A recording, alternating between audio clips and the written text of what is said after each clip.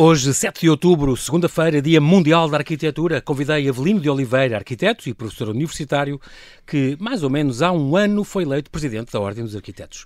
Em pleno mês dedicado a esta profissão, falamos das iniciativas previstas, do balanço de um ano de mandato, das grandes questões da habitação e mobilidade e da arquitetura como uma das 3 profissões com maior índice de imigração entre jovens licenciados.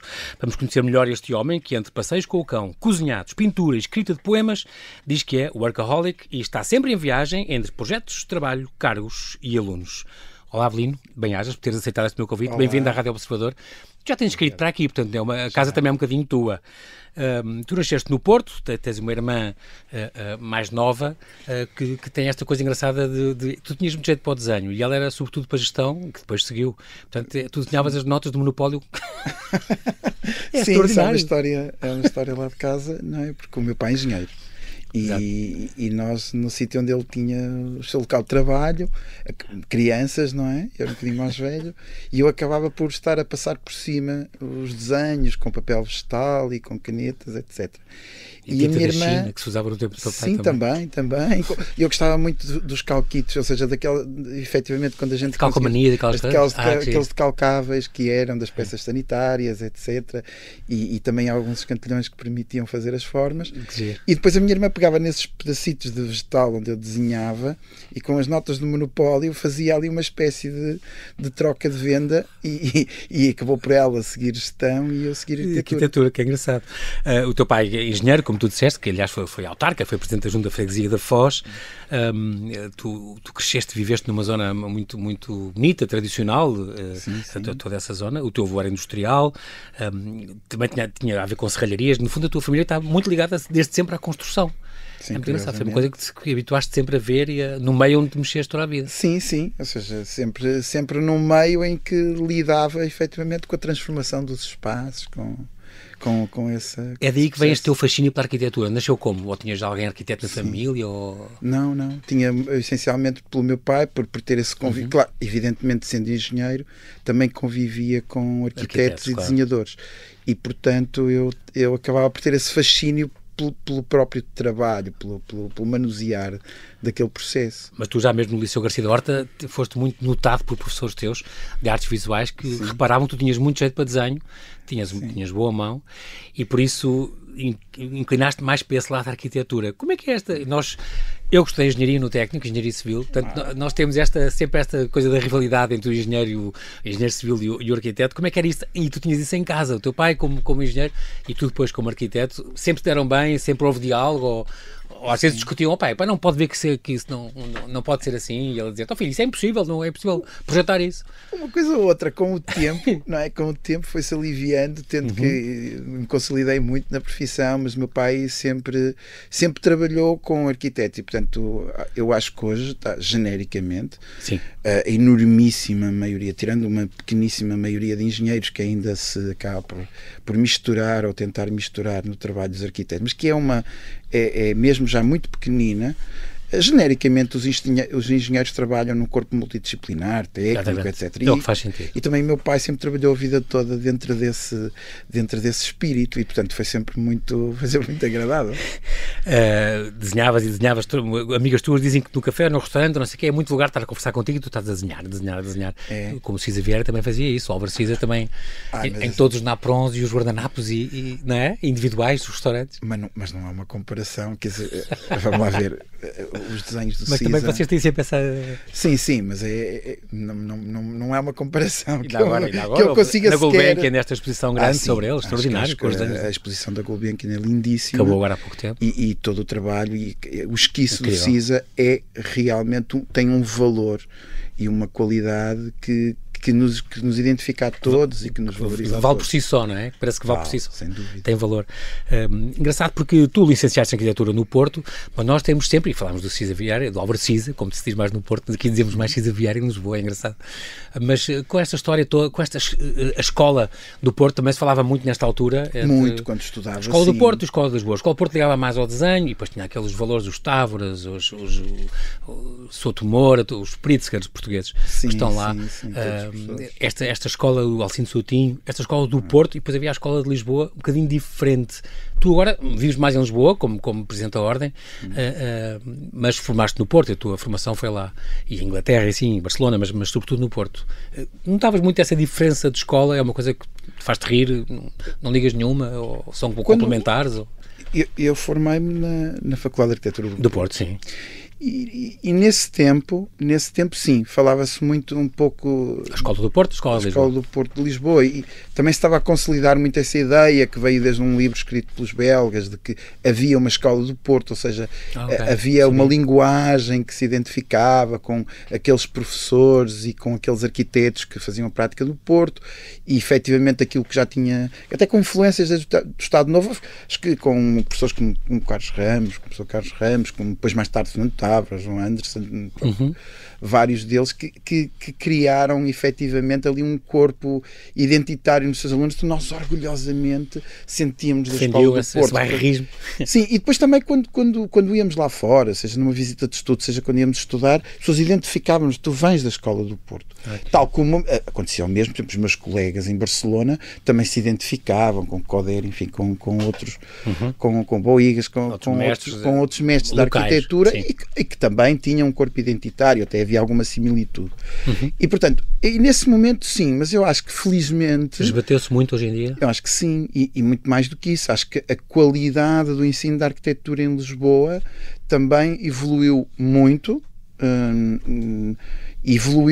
positivamente, e, portanto, eu acho que nós temos magníficas escolas de arquitetura procuradas e valorizadas em todo o mundo. E, portanto, e também temos excelentes arquitetos em Lisboa que contribuíram muito para o ensino da arquitetura. O meu antecessor é um exemplo disso, Gonçalo Birne, exatamente. E que acaba por ser uma figura. O Graça, o João Luís Graça Dias, fez a tua sede. Graça Dias fez a sede. Lá com linguagens diferentes. Sim, claro. E agora os Aires de Mateus, enfim. Estes Ferreira também há uns anos. São grandes mestres também. São grandes mestres da arquitetura e, portanto, e também ligados aqui a Lisboa. E eu acho que isso contribuiu para que nós hoje temos em Portugal a arquitetura como um valor cultural fortíssimo, algo que se pode mostrar com um orgulho lá fora, muito premiados, ou seja, muito escolhidos e muito procurados. E, portanto, é para mim, eu costumo sempre dizer, é uma honra. E eu representar, quer dizer, eu às vezes nem tenho bem consciência, não é? A honra que tenho em representar institucionalmente todos estes milhares de arquitetos tão bons. Tu dizes com muita razão isso, é uma coisa engraçada que tem a ver com a imigração, que de facto é muito grande.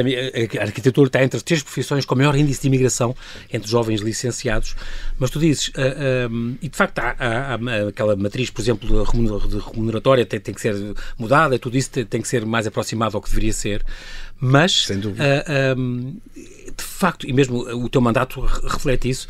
Nós, como tu disseste uma vez, se não me engano, escreveste aqui até no Observador no ano passado, nós devíamos exportar a nossa arquitetura em vez de exportar mais arquitetos.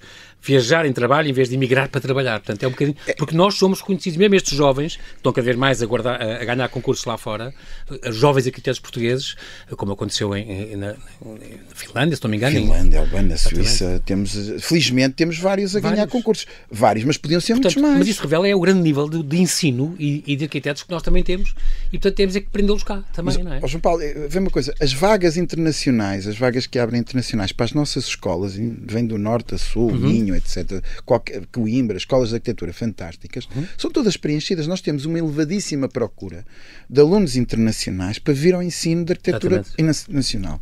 Mas depois temos um ato curioso, é que eles não ficam cá. Pois.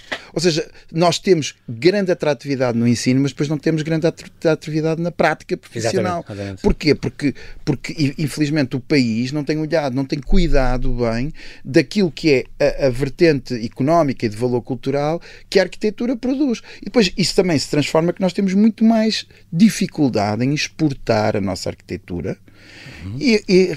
Então acaba por sobrar uma coisa muito simples, que é os próprios arquitetos é que se exportam, ou seja, são eles que, quando se apresentam em ateliês. Nós temos, eu costumo dizer, nós temos arquitetos da Ordem em quase todos os grandes ateliês do mundo e em quase todos os países. Porque eles vão lá e um arquiteto português que tenha um curso numa escola portuguesa qualificada e que, com o conhecimento que ele demonstra, facilmente encontra lugar e vaga lá fora. Como tu dizes, os recém-licenciados portugueses conseguem com muita facilidade estas oportunidades atrativas, São Suíça, bons. Alemanha, França, Inglaterra, ou até no Canadá, na Austrália, nos países asiáticos, e lá recebem 5, 6, 7 vezes mais do que cá. Sim. Portanto, isso claro que é muito atrativo para eles. E os que vêm estrangeiros que vêm cá estagiar ou fazer Erasmus, ou o que fosse, como tu fizeste, também depois não ficam, porque voltam para o seu país onde de facto são mais bem remunerados. E nós nem pedimos que se repita exatamente ou que se mimetize propriamente aquilo que são as condições remuneratórias desses países, mas que elas sejam mais equilibradas. Exato. Dentro do contexto nacional. O que é que falta, Avelino? Esse acarinhar que falta por parte de quem? Do Estado? Eu acho que o Estado tem um papel muito relevante, não é? Depois também falta... As grandes construtoras, por exemplo? Já olham para os arquitetos? Eu acho que as grandes construtoras neste momento já estão a olhar para os arquitetos com outros olhos e inclusive aquilo que nós temos notado é que cada vez mais os arquitetos têm vindo a ocupar lugares importantes e chaves e técnicos em muitas das grandes empresas, ou seja, o mundo corporate ligado ao setor da construção está cada vez mais consolidado com arquitetos em diferentes atividades. É uma coisa muito interessante, é que os arquitetos também fazem tudo e adaptam-se a fazer tudo. Acho que é fácil dizer isto a um jornalista, não é? Sim. Portanto, eles também se habituam. Mas nós também somos uma profissão de saber, de conhecimento, de aprendizagem constante, de formação contínua ao longo da vida. Portanto, o que falta aqui é alguma regulação, porque existe uma desvalorização do valor do trabalho dos arquitetos. E isso, a mim, de certa maneira, fico constrangido e às vezes fico até surpreendido com as pessoas acham tão normal, por exemplo, que no contexto do mercado imobiliário achem banal que a gente pague comissões a quem está mais nos movimentos imobiliários, na intermediação, e aqueles que são os criadores, os construtores dos espaços onde as pessoas habitam, já são relegados um bocadinho são para relegados segundo como se plano. aquilo fosse Sim. um custo. Não é? Exato. A comissão que pagam não é premiado essa criação. É uma inevitabilidade. Pois. O trabalho do arquiteto é um custo que, quanto menor for, melhor. Epá, isso Exato. não acontece nas outras atividades. A gente não vai. Em que é valorizado. A gente não vai. Qualquer coisa, desde o ginásio propriamente ao médico, não vai escolher só pela relação do preço. Exato. Nós vamos Pela qualidade profissional pela qualidade, pela segurança que nos dá, claro, pela responsabilidade, claro. pelo aquilo que nos consegue construir. E não quer dizer que não haja em muitos setores também essa opção junto dos arquitetos, mas o que há é um enorme desprestígio. Então, no que se passa na encomenda pública, ou seja, no próprio Estado enquanto cliente, a situação É escandalosa. Eu diria que sim, eu diria que a palavra é mesmo essa. Ainda há muito a fazer. Há muito muito. E quando nós, caminhar. quando nós na Ordem fazemos os números, ou seja, fazemos as contas, estamos a monitorizar isso, nós próprios nos surpreendemos com os dados que estamos a obter. Eles são metade daquilo que a gente julga. Nós fizemos um cenário mau e o cenário o real ainda é abaixo é abaixo do nosso pior cenário. E isso é surpreendente. Portanto, importa dizer isto no Dia Mundial da Arquitetura, onde se celebra, que coincide com o Dia do Habitat, em que temos que falar de sustentabilidade, das alterações climáticas, da qualidade do espaço público, de melhorar uma cidade como Lisboa, daqueles espaços que desenhamos para os nossos filhos, as escolas, aquilo que nós queremos viver. Sustentabilidade e tudo o que é... Como queremos viver, como é que nós queremos desenhar as nossas cidades, como é que nós queremos ser um país do futuro, que estamos sempre a lidar com esta produção espacial, temos que pensar um bocadinho nisso, não é? E não, às vezes o que dá a ideia, Avelino, é que é tudo feito um bocadinho por remendos. Agora é isto aqui, a estação do metro do Porto e de Lisboa, estão as duas em obras. Parece que não houve um PDM original ou um plano de intermunicipalidade que julga tudo. O metro é um bom exemplo, o metro do Porto é um bom exemplo, que é uma obra do Eduardo Souto Moura, que é um Pritzker, é lindíssimo, ou seja, repare... Não estou a dizer qualidade estética. Agora o problema do planeamento, claro. Exato. Claro. Aí é que eu acho que falha. Mas repare, também, a quantidade de turistas internacionais que usam o metro do Porto e que gostam imenso e que ficam fascinados, e o valor que tem ter um arquiteto de prestígio e qualidade a desenhar aquilo, uma infraestrutura e desenhar aquele espaço público e que nós todos nos orgulhamos, que é muito bonito e que tem valor e há espaços na cidade que foram transformados dessa maneira, tal como em Lisboa, não é? O Terreiro do Paço, desenhado por Bruno Soares, que quando desenhou aquele espaço que nós tanto utilizamos, pouco pensamos no urbanista, no arquiteto. Incrível. Engraçado que quem te conhece diz que podias ter sido advogado. Porque tu gostas de defender as causas e gesticulas, falas alto e tens... Ou deputado também. Estou-te a ver também. Hoje em dia não é coisa que me passe. Que te atraísse em particular. Mas tu de facto és conhecido por ser impulsivo, ter o coração ao pé da boca e gostares de trabalhar em equipa. É engraçado. Olhas muito para o trabalho de toda a gente quando estás num trabalho comum com gente. Isso é engraçado. Há muitos colegas teus que são muito... Eles é que sabem. Admito que às vezes seja um bocadinho... impertinente, sim. Esta, grandes mestres na tua vida, dá-me referências tuas. Frank Lloyd Wright, vais dizer esse, por exemplo? Sim, Cisa, Frank Lloyd, obviamente. claro, Cisa, porque é da escola. Quer dizer, os mestres lá, o Távora, Fernando Távora, nós tínhamos uma relação. E agora ainda por cima estamos a comemorar o centenário. Aproveito para dizer, vamos ter muito brevemente a exposição com a obra dele, e que vai estar no Salão Nobre aqui da Assembleia da República. Boa, aqui em São Bento. Boa. Vai inaugurar já daqui durante este mês de outubro. Muito bem. E, portanto, é um trabalho da Fundação Marcos da Silva, que tem espólio, e também com o trabalho da Ordem dos Arquitetos. E eu empenhei-me particularmente em que fosse para a Assembleia da República, porque o Fernando Távora desenhou, que é uma história bonita, desenhou aquele edifício, não é? Já tinha sido Raulino. Não. Também participou, se calhar? Sim, mas não. O edifício que está de serviço, ou seja, o edifício que desenha a Praça da Constituição é do Fernando Távora. Sim. E, portanto, que se fez, aquele anexo que se fez. Não, o Palácio São Bento, sim. Sim, claro. Aliás, depois a Raulino remodelou quando foi para o Parlamento, remodelou algumas salas, mas depois também já vinha atrás do edifício, obviamente. E, portanto, é importante ter a questão, sim, é importante ter a exposição vai ser lá, então. Já dentro destas comemorações que estamos a celebrar. Tu fazes viagens arquitetónicas, Avelino? Por exemplo, vais a Marselha ver coisas do Corbusier? Já fui. Foste? Já. Ou à Índia ver coisas de... À Índia ainda não fui, mas faço viagens arquitetónicas agora. Para ver obras, o Niemeyer, foste ver a Brasília, por exemplo? Não, por acaso o Brasil, mas vou brevemente e portanto tenho que aproveitar isso, mas sim, faço e aproveito as tuas férias. E aproveito quer as férias, quer aquelas que são as viagens de trabalho sempre. Congressos e coisas, isso é muito importante. Muitas. E também já agora um extra, após de mestres e pessoas que tu admiras, a Joana Vasconcelos, é uma coisa muito bonita que tu dizes também, de facto, que tem... Por acaso nessa entrevista, a questão da Joana Vasconcelos... Como diz o Lipovetsky, fala da feminilidade, do trabalho artesanal, ele junta isto à cultura portuguesa, à criatividade contemporânea, a novidade, a beleza, é muito engraçado, de facto ela traz isso tudo. Eu acho que sim, pela dimensão feminina e pós-modernista do que a Joana representa. Não quer dizer que me identifique com todas as obras, mas na verdade nós às vezes tendemos a ser demasiado críticos com os nossos. Sim. E, portanto, acho que o trabalho da Joana Vasconcelos, até apesar de podermos ter uma discussão mais profunda sobre isso, o valor que transporta e aquilo que levanta... A embaixadora lá fora, exatamente. Isso é extraordinário, projeta o nosso nome incrível lá fora de uma maneira extraordinária. Estamos aqui a falar também, a propósito da tua formação, uma coisa muito curiosa, que foi o Erasmus. Tu foste, se não a primeira geração, das primeiras gerações que fez Erasmus, foste a Barcelona, foste para Bath, muito bem, fica ali a 2 horas de Londres, 160 km, onde privaste, digamos, com o Peter Smithson, Patrick Hodgkinson, tens assim uma série de contactos importantes que fizeste lá, mas sobretudo numa altura em que não havia internet, não havia os telemóveis, não havia... Tiveste a oportunidade de... Tu dizes, este projeto de Erasmus, que foste dos primeiros, é um orgulho, uma vez mostraste numa entrevista, traga um objeto, trouxeste o meu cartão do Erasmus, porque isto, de facto, foi das coisas mais importantes, um dos maiores benefícios da nossa entrada na União Europeia, partilhar estes valores comuns, ter amigos de todas as línguas, falar em várias línguas, quebrar fronteiras, viver a diversidade. E, de facto, tu, apesar das saudades do café que tinhas quando estiveste em Bath, vibraste imenso com esta cidade que vem desde os romanos e das águas termais. Sim, tinha as termas romanas.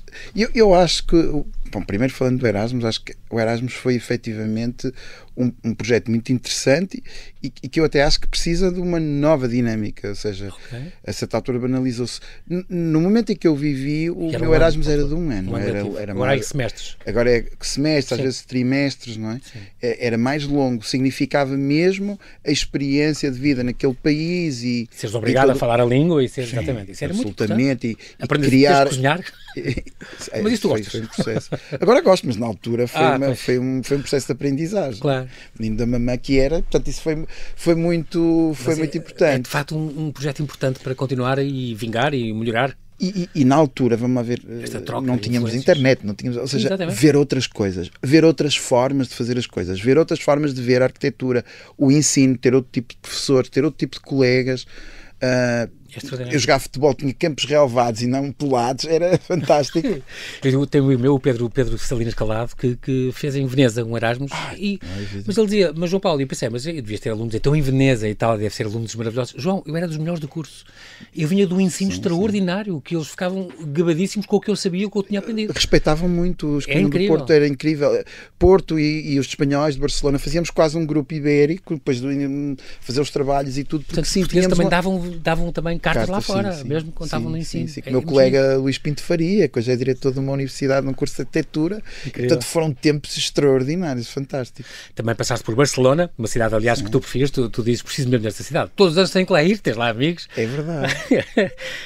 Sempre podes, regressas lá, aliás, no final em que estiveste lá, nasceram as tuas filhas, também foi essa. Foi Tu inauguraste o teletrabalho, no fundo, estavas cá e lá. É verdade.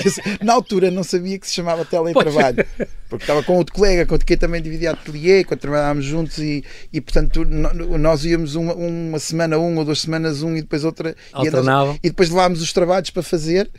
Na altura não tínhamos assim tanta encomenda e tanto trabalho, portanto vivíamos de uma forma bastante contida. Fizeste nesta Universidade Politécnica de Catalunha e uma pós-graduação em projetos arquitetónicos. Doutoraste depois cá, na Universidade de Fernando Pessoa. Sim. Em casa, sim. A Casa Compreensiva, convivencialidade na concepção arquitetónica das tipologias de habitação em Portugal continental. E depois isto saiu um livro, a Casa Compreensiva. Como é que tu me resumias isto numa frase? O que é uma casa compreensiva? Sei que alternas o paradigma todo, para não dividir as casas já no T1, T0, T2, nem no coisa energética, mas fazer uma nova forma de nomenclatura das habitações. Sim, isso no fundo era a proposta. No fundo era a proposta, era nós olharmos para a habitação, e isto já foi há mais de 15 anos atrás, já foi há cerca de 15 anos atrás, analisar as casas onde habitávamos e as tipologias. No Portugal inteiro, Portugal continental inteiro, norte a sul. E a palavra compreensiva era não só compreender, ou seja, tinha esta ambiguidade, que era não só compreender, ou seja, analisar, estudá-la, mas também que ela fosse compreensiva, ou seja, que ela também fosse sobre nós, que ela nos acolhesse bem. Portanto, é nós compreendermos o espaço assim. E que ela se adaptasse aos nossos diferentes modos de vida. O que é que acontece? Nós, quando desenhamos uma casa, temos que ter consciência que essa casa pode ser habitada por uma pessoa mais idosa, por uma pessoa que hoje tenha determinados tipos de características, pode ser um casal jovem, pode ser uma nova família, pode ser um grupo de estudantes. Portanto, a casa tem que ter uma flexibilidade, tem que ter uma capacidade de albergar o conceito de habitar. E, portanto, às vezes nós em Portugal temos tendência, às vezes, em fazer as coisas muito segmentadas, muito direcionadas para uma coisa. Um T1 é feito para um casal, no máximo com um filho. Um T2 um T0 é para um artista ou uma coisa, exatamente. E não é. Isso não acontece. Exato. Isso não é verdade. Não corresponde. O processo da habitação e compreender a habitação é muito mais do que isso. Por isso é que às vezes estou tão crítico dos tudólogos que falam de tudo e mais alguma coisa e depois vão falar de habitação e não a conhecem. Portanto, eu tenho muita pena de que quando estamos com o problema da habitação na opinião pública... E estamos neste momento, claro. E estamos... não chamem tanto os arquitetos como deveriam a falar disso. Chamam pessoas de todas as áreas, algumas, para nós arquitetos que lidamos com esse processo todos os dias. Às vezes, alguns casos a gente ouve falar, ouve aqueles comentários, e eles estão tão distantes de uma determinada realidade do ato de construir, do planear, do projetar, do licenciar, do decidir, depois do estar na obra e depois da comercialização. Sim. E depois da manutenção do ciclo de vida da obra, que eles estão ali a falar como se fosse uma coisa inerte. E vocês deviam estar a fazer parte da equação, obviamente. Muito mais. Eu lembro-me e isso agora falando, por exemplo, da habitação social, lembro-me, nunca mais esqueci disto, que um amigo meu, arquiteto, que me disse, agora eu ir ao Disney com os meus filhos, não sei o quê, passa em Barra de Lavalée, porque isto fica ao lado de uma coisa, vai ver a habitação social, o bairro inteiro que fez o Ricardo Boafil, grande arquiteto, morreu há poucos anos, e de facto era uma coisa onde o Tavares se inspirou para fazer... Também de Barcelona, não é? Exatamente, francesa. Exatamente, e fez aquelas casas que parecem aqui as Amoreiras, os apartamentos de luxo das Amoreiras, e era habitação social, mas lindo de morrer. Eu pensei, não tem que ser necessariamente um bairro social, uma coisa feia e triste, há exemplos maravilhosos de como era o caso, um grande arquiteto fez um grande bairro social, a rendas reduzidas, mas o bairro todo pareciam habitações de luxo, é extraordinário. Portanto, uma coisa, às vezes vezes eu acho que há o preconceito de não se chamar os arquitetos para esta discussão porque querem fazer coisas muito... Sim, nós às vezes damos Norman Foster e depois a ver um valor... São sim, caros. Norman Foster também. Falar de Bofill e Norman Foster, estamos a falar de... Frank Gehry, querem fazer uma coisa de Frank Gehry e não dá para... Falar de 3 exemplos muito interessantes e muito dispares entre si. Mas, sim, às vezes a questão da habitação social, ou tentar conotar uma classe social com o tipo onde habita, os espaços, isso, às vezes nós damos um valor às palavras que elas não deviam ter, não é? Nós hoje estamos a procurar, e depois também esta coisa do pós-modernismo também de suavizar as coisas. Nós agora temos falado de habitação acessível, arrendamento acessível, a casa ser inclusiva, etc. É muito interessante, mas é um jogo de palavras. Nós o que precisamos é que haja intervenção pública e que haja efetivamente a capacidade de haver de casas, não é? De haver habitação, mas haver casas. Eu gosto muito da palavra casas. Porque acho que a palavra, nem toda a gente sabe a história, mas a palavra casa é... Diz, conta. A palavra casa vem do latim, não é? De casai, quase de abrigo, de barraca. Okay. Porque era, no fundo, aquilo que se construía nos burgos medievais, à volta da igreja, ou que se colocavam do castelo, por ali. Exatamente. Ou dentro do castelo. Porque as casas senhoriais eram as domos.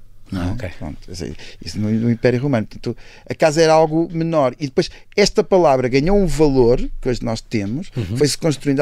Ou seja, o percurso etimológico da palavra é interessante no sentido que tem hoje ter casa, fazer casa. Há uns livros maravilhosos sobre a história da casa em si, que são, já não lembro o autor, mas lembro uma vez, um Rui Pinto Gonçalves, um amigo meu, uma vez mostrou, extraordinário, com a história da casa, quando é que começaram a haver casas de banho e quando é que vale a pena, no sítio. E vale a pena ver os não havia sala de jantar, a mesa punha-se, tu é que é pôr a mesa montava-se. História da vida privada, e temos até uma publicação aqui que eu tenho com portugueses, que é do Matoso, que coordena, e tenho aqui uma série de colegas até que colaboraram. Planeamento e mobilidade. Tu tens muito a ver com o planeamento e mobilidade, trabalhaste também no Porto muito nessas, fez um estágio académico já no Gabinete de Planeamento e Urbanismo da Câmara do Porto, depois trabalhaste na Câmara de Vila do Conde, o teu ateliê é ali em Matosinhos. Perto da Casa da Arquitetura e da Câmara. Na terra do Álvaro Siza, atenção. É verdade. O teu sótão onde se vê o mar é em casa ou é no ateliê? Ou é a mesma coisa? Casa. Não é a mesma coisa, em casa. Em casa eu moro um bocadinho mais a norte, moro no lado norte de Matosinhos e tenho um sótão onde se vê o mar, sim. Planeamento e mobilidade é muito a tua área. Tu és um flaneur, gostas de passear pelas cidades, mas também viajas em transportes públicos, porque a mobilidade nas cidades, de facto, é um tema que te é caro. É uma coisa que me interrogo. Porque é que as pessoas às vezes têm vergonha de dizer que andam de autocarro? Exato, de metro. Mas no metro de Sousa é um luxo. Mas eu, por exemplo, viajo muitas vezes em Porto e em Lisboa e agora nem sempre consigo, mas comboio. Uso muito comboio, mas também uso muito o autocarro. Porque na minha trabalho, em termos de planeamento, e as pessoas achavam sempre que eu estás a poupar dinheiro. Mas são muito baratos, de facto, e já são condições ótimas hoje em dia. São baratos, mas também oferecem um bom serviço. Claro que sim. Já não é aquelas caminhonetas e sem suspensão. Eu aconselho sempre as pessoas a ir uma sexta-feira, uma segunda-feira, ir a Sete Rios, não é? Ao terminal. Que é o terminal da rodoviária. Ou efetivamente ir ao Oriente e ver a quantidade enorme de pessoas que estão em percurso e que utilizam e que representam o sangue da nossa sociedade. Porque eles vêm dos diferentes lugares do país, aqui para Lisboa, por virem trabalhar ou por virem estudar. E é incrível os momentos de vida que ali acontecem. Isto, ao contrário da qualidade dos espaços, que é uma coisa que eu depois me queixo sempre muito, é que nós temos que qualificar muito os espaços das nossas cidades e, por exemplo, a questão dos espaços de mobilidade, os principais terminais, as estações, não estão tão bem qualificados como deviam. Ali no Oriente não te podes queixar muito. Não, o Oriente até é de um arquiteto, mas repare, queixo-me porque uma coisa é para o comboio, outra coisa é para o terminal de passageiros de modo rodoviário, que é assim que se diz tecnicamente, seja para os vulgos autocarros, é para aquilo não tem boas condições. Há de experimentar, João Paulo. Vai ver que... Tem aquelas baiazinhas, digamos, não. Teria que ter grandes melhoramentos e creio que vai ter agora com a intervenção da IP, mas não ao nível do que Lisboa precisa. Para esses níveis das estações e desses espaços de mobilidade precisamos de uma espécie de programa Polis. O Polis remodelou e melhorou muito muitas cidades do interior, Viseu, Évora. Entendo que nos programas comunitários, sim. Às vezes, nos programas comunitários ou os fundos comunitários... Nos fundos comunitários deviam estar previstos fundos especificamente para isto. Faz pena ali no comboio estar um luxuoso e depois ser relegado para segundo lugar as caminhonetes. Mas não é só nessa escala. Também na escala da nossa paragem, do autocarro comum na cidade, ela tem que melhorar muito. Algumas não estão ao nível daquilo que deveriam ser. E portanto acho que nós, estas pequenas coisas do nosso cotidiano, da nossa cidade, repare, ninguém se queixa de ter uma estação de metro à porta, mas se lhe puserem uma paragem em frente, coisa de autocarro em frente da porta, queixam-se, não é? E portanto são dois elementos que criam opiniões diferentes. E efetivamente os espaços onde o transporte público vai utilizar, se nós verdadeiramente queremos retirar o automóvel das cidades e criar condições, é extremamente importante, porque para quem está mais na área do planeamento da mobilidade ou de ecossistemas de mobilidade, tem consciência de uma coisa: nós passamos imenso tempo nesses espaços. Sim. Porque as pessoas geralmente só se preocupam com o espaço que a gente está dentro do percurso, do chamado material circulante, que seja um autocarro ou um comboio. Mas a estação do comboio, a estação do metro... Também são espaços onde a gente passa e somando, passamos tempo, devia ter a internet boa, devia ter um espaço para sentar de qualidade, devia estar protegido de frente, de chuva, do devia estar arejado e agora ter boa iluminação. Saímos para aí fora e vamos ver quantos desses espaços não estão assim. Pois. É uma diferença grande. Esta coisa da cidade, a mobilidade, tem a ver com a mobilidade. A cidade dos 15 minutos, isso existe, aquela coisa a nossa casa e o nosso emprego e tudo, devia estar tudo mais ou menos. Isso é uma coisa a almejar ou é um... Sim, aquilo veio de um conceito do Carlos Moreno, da Presidente de Câmara, vamos chamar-lhe assim, de Paris, Ana Hidalgo, que depois montaram um conceito e que no fundo transformaram Paris. Foi o início de um processo de transformação de Paris até muito interessante, que vale a pena ver. Depois isso falar quando? Foi em que altura? Já foi tem sido nos últimos... Não, há muitas décadas, mas nos últimos 15 anos. Eu não consigo, por acaso, precisar quando é que o Carlos Moreno, mas eu diria que há mais de 10 anos seguramente, mas terá sido por aí. Depois aquilo influenciou também por um plano que foi muito conhecido, dos super quarteirões, super quadras, que eles chamam super ilhas, em Barcelona, que também é outro exemplo, mas parecido. Mas eu acho que Lisboa, eu se calhar vou dizer aqui nós temos uma escala pequenina. Há uma frase que eu costumo dizer que nem sempre é bem entendida. Mas diz. Não sei. Tu tens ser politicamente correto o mais possível. Vamos lá ver. E eu costumo dizer que sendo do Porto, vivendo em Lisboa, sendo muito portuense, mas tendo uma grande, uma grande estima por esta cidade, que me deu sempre coisas fantásticas, inclusive foi cá que eu conheci a minha mulher e tudo mais. David Bowie, é verdade, nos anos 90, no concerto, e ela deu-te estampa. Pois deu. Mas depois tivesse que insistir muito até ela aceitar. Um bocadinho. Tu és mandado, eu digo, és teimoso, mas isso é bom, em certas coisas é bom. Vai ficar zangadíssimo. Não vai nada, vai lembrar coisas boas, então valeu a pena, então, e tem duas filhas maravilhosas, pelo amor de Deus. Mas diz, então, esta cidade, quando tu conheceste, e eu costumo sempre dizer, adotado por Lisboa? Sempre um bocadinho adotado. Costumo sempre dizer isto, e às vezes demora um bocadinho a compreender. Lisboa é mais bairrista que o Porto. Achas? Acho. Que engraçado. Porque no Porto... Não é a ideia que nós temos cá. Não. O Porto e tal. Não, mas aqui sim, chegar aqui a alguém que seja, por exemplo, possível, não de Telheiras ou de Carnide. E chegar a dizer, onde é que é? Sou de Telheiras ou sou de Carnide. E as pessoas dão ali um valor. Sim. E no Porto, dizer... nas marchas populares nota-se muito. Mas também na vivência e no contacto. E no Porto, o Porto é outra coisa. Dizer que é do Ar ou que é da Foz é a mesma coisa, não? Eu acho que aqui tem a noção de bairro e de espaço e de partilha daquilo. E essa identidade aqui em Lisboa nota-se... É mais vincada? É mais vincada. No Porto ela existe, mas não existe para a cidade, ou seja, para a escala da cidade, até da região envolvente, não é? Eu posso ser de Gondomar ou de Vila Nova de Gaia e assumo-me como do Porto, mas depois não vou dizer que sou, quer dizer, posso dizer de algumas freguesias, mas a cidade e a região prevalece. Exato. Aqui em Lisboa é muito interessante ver o bairrismo, e isto os lisboetas às vezes não ouvem, porque geralmente chamam bairristas aos do Porto. Eu digo, que isso não é verdade. Exatamente, não, está bem, está aqui a repor uma verdade. Mas isto a propósito da cidade dos 15 minutos, mas atenção, isto é um elogio.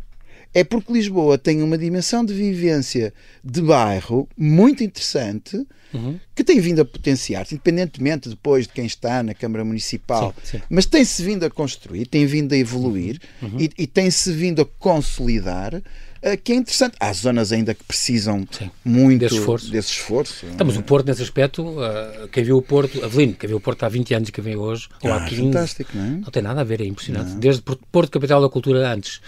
a grande mudança que fez hoje em dia com o turismo, com tudo. Os anos 90, não é? Com o processo de metro do Porto e depois ali com e o que o Porto fez bem, esta coisa dos tuk-tuks e esta ocupação toda turística, que é importante, nós precisamos dos turistas, mas fiquei sempre com a ideia que o Porto soube regulamentar isso antes de nós, e muito bem. Pôs um bocado de travão onde era preciso pôr travão, nos lugares dos carros, nos lugares.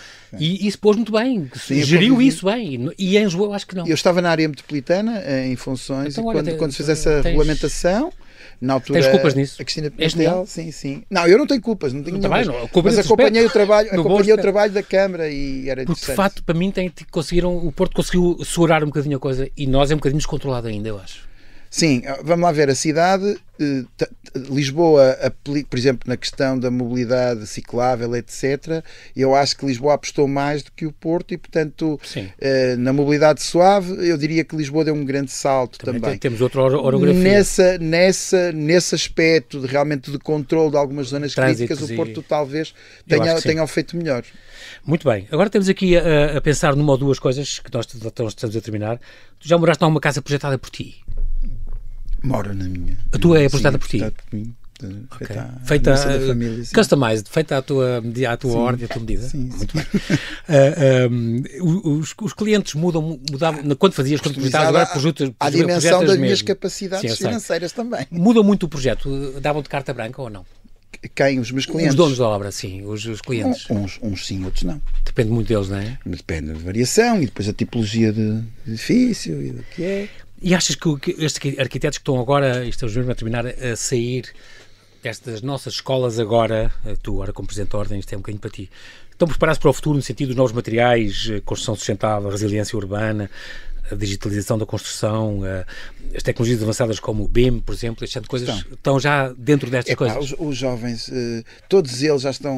A reabilitação, que é tão importante. Já sabem. Bom, claro, a experiência de construção, a experiência da prática profissional eles precisam. Urbanismo regenerativo, que se fala muito agora também, estas de coisas. Mas esses aspectos mais complexos, eles têm que haver um processo de aprendizagem, têm que trabalhar com colegas e equipas multidisciplinares qualificadas. Sim. Agora, os jovens, quando saem, estão muito preparados. Nós às vezes falamos de inteligência artificial, os arquitetos, eu, no meu tempo de vida, eu já tive saltos altíssimos e mudanças bruscas. Eu comecei... AutoCAD e aquelas coisas? Não, eu comecei a minha vida a fazer os projetos à mão. Os projetos da tinta da China. E trabalhar assim. Rotting. E depois aquilo passou... Sim, Rotting. E depois aquilo passou para trabalhar, como se costuma dizer, no AutoCAD, nos primeiros AutoCADs. Depois, a seguir, com o AutoCAD já se modelava em 3D. Portanto, já havia modelação. Depois veio o BIM, que já é uma evolução. E agora vamos com a inteligência artificial. São 5 etapas brutais, não é? Na grande mudança.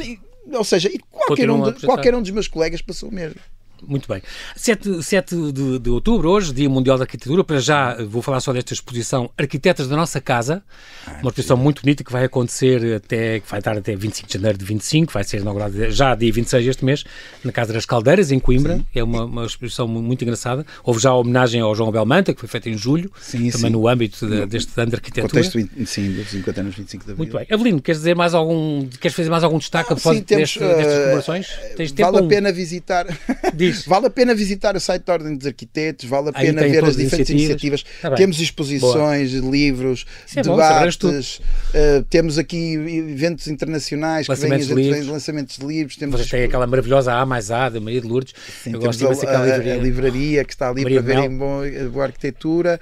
Temos imensos debates, temos iniciativas por todo o país, temos jornadas internacionais no Algarve, temos os prémios no Norte, sei lá, até ao início de novembro, até no Pico, vamos ter iniciativas. Portanto, incrível. Na Ilha do Pico. Estás a trabalhar bem, Avelino, é o que isso quer dizer. Estou e a tua equipa? A esforçar-nos, toda a nossa equipa, porque é um trabalho muito difícil em prol dos nossos colegas para valorizar a profissão. Muito bem, acarinhar a profissão dos arquitetos é muito importante. E esta luta é permanente. Agora, há 2 anos, quando mudaram o estatuto outra vez e houve esta das ordens, vocês tiveram e têm que lutar imenso contra isso, que é voltar a abrir as portas a outras pessoas poderem assinar projetos, meus arquitetos. Parece que querem-nos sempre forçar a voltar. Vocês só não é a única ordem à luta com isso, mas de facto parece um retrocesso. É uma conversa já tão gasta e tão pouco interessante. Sim. Aliás, nós temos ótima relação com os engenheiros e institucionalmente com a ordem dos engenheiros, e não percebemos como é que o legislador, e quando eu digo o legislador, é porque quem está no governo depois fica intrincado nos processos formais, volta sempre aos mesmos problemas e depois é sempre o mesmo pretexto. A Europa, por isto, por aquilo. Que é a culpa de tudo. As coisas estão consolidadas, temos é que as valorizar. Exatamente. Voltar é um processo. Avelino de Oliveira, quero agradecer muito a tua presença, obrigado pela tua disponibilidade. Envia aqui ao Observador, onde, aliás, volta e meia, ano passado tiveste cá 2 artigos publicados e volta e meia. E umas entrevistas. Contamos com a tua presença também. Bem-ajas e até à próxima. Muito obrigado. Muito obrigado.